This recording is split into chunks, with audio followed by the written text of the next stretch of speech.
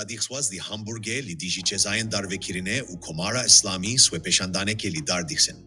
Roja Şemiyê, nuzdehê Tîrmehê, Hejmarik Îraniyên Azadîxwazên li Hamburg, Almanya dijîn, kampanyaya ya Şemiyên Xwepêşandanê, lidarxistina mîtîngekê berdewam kirin da ku careke din dengê swê li dijî pêla darvekirin û tepeserkirina Komara Îslamî bilind bikin. Bikirina diruşmeyan, peşkeşkirina stranên protestoyê û hilgirtina weneyên girtiyên siyasî û mîriyan, beşdaran piştgiriya xwe ji bo tekoşîna gelen li hundirê Îranê ra gihandin û tekez kirin ku pêvîst e polîtîkayên tepeserkirinê yên rejîmê bi dawî bibin.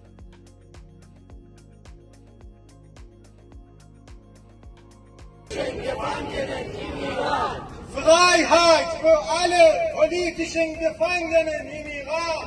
Freiheit für alle politischen Gefangenen in Iran! Freiheit für alle politischen Gefangenen in Iran! Freiheit für alle politischen Gefangenen in Iran! Stopp die Hinrichtungen in Iran! Stopp die Hinrichtungen in Iran! Stopp die Hinrichtungen in Iran! Stopp die